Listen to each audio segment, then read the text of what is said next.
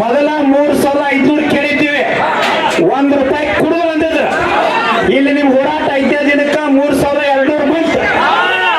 ನಿನ್ನ ಮುಂಜಾನೆ ಏನ್ ಹೇಳಿದ್ರಂದ್ರ, ಆ ಸ್ವಾಮಿ ಚೂನಪ್ಪ ಮಲ್ಲಪ್ಪ ಬೇಕಾದ್ರೆ ಕುಂಡ್ರಲಿ, ನಮ್ಮ ಫ್ಯಾಕ್ಟ್ರಿ ಬಂದ್ ಮಾಡ್ತೀವಿ, ಕರೆ ₹10 ಕೊಡಂಗಿಲ್ಲ ಅಂತ ಹೇಳಿದ್ರು.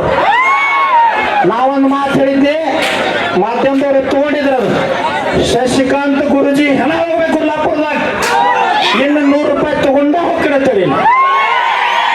ಇವತ್ತ ಫ್ಯಾಕ್ಟ್ರಿ ಅವರು 3,250, ಸಿದ್ದರಾಮಯ್ಯನವ್ರು ನಿಮಗೆ ₹50 ಹಾಕಿ ಕೊಡ್ತು ನಂದ. ₹3,300 ಇದು ನಿಮ್ಗೆ ಗೆಲುವದ. ಇದನ್ನ ಏನ್ ಮಾಡಕತ್ತಿದ್ರೆ ಇವತ್ತು ರಾತ್ರಿ, ನಾಳೆ ಕಬ್ಬು ಕಡೆ ಹೊಡೆದಿವಿ, ಗ್ಯಾಂಗಿಗೆ ಕೊಟ್ಟಿದೀವಿ. ಇಲ್ಲಿ ರೈತರು ಅರ್ಧ ಎಬ್ಸೋದು, ಹೋರಾಟ ಹೊಡಿದು. ತಮ್ಮ ರೈತರು ಒಂದಾದ್ರಂದ್ರ ನಿನ್ನ ರಾಜಕಾರಣ ನಡೆಯಂಗಿಲ್ಲ, ನಿನ್ನ ಅಹಂಕಾರ ನಡೆಯಂಗಿಲ್ಲ.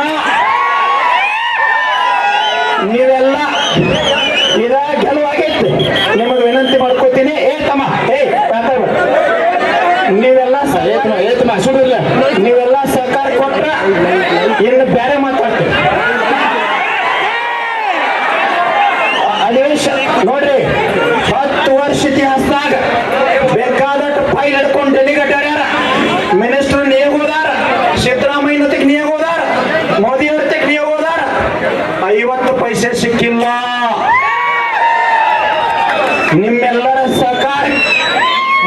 ನಿಮ್ಮೆಲ್ಲರ ಸಹಕಾರಕ್ಕ ನಾವು ಒಂದ ಹೇಳೇನಿ, ಸತ್ತ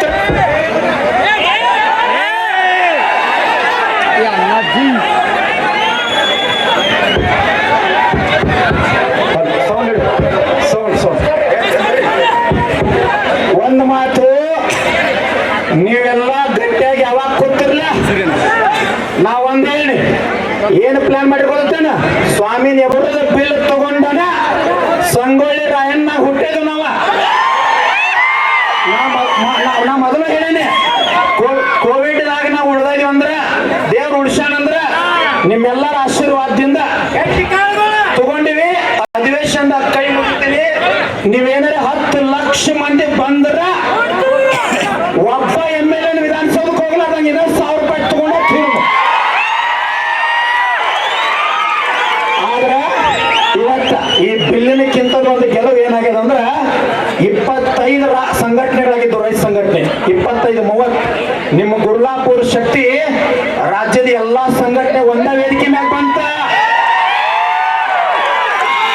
ಶಿವಾನಂದ ಪಾಟೀಲ್ ಕೈ ಗಡಗಡ ನಡೆಸ್ತಿದ್ದು ನೀನು ಬಂದಾಗ ನೋಡ್ರಿ. ನೀವು ನಿಮ್ಮ ಶಕ್ತಿ, ನಿಮ್ಮ ಸಂಘಟನೆ, ನಿಮ್ಮ ಹೋರಾಟ, ನಿಮ್ಮ ಗಟ್ಟಿತನ ದಯವಿಟ್ಟು ನಾ ವಿನಂತಿ ಮಾಡ್ಕೊಳ್ತೀನಿ.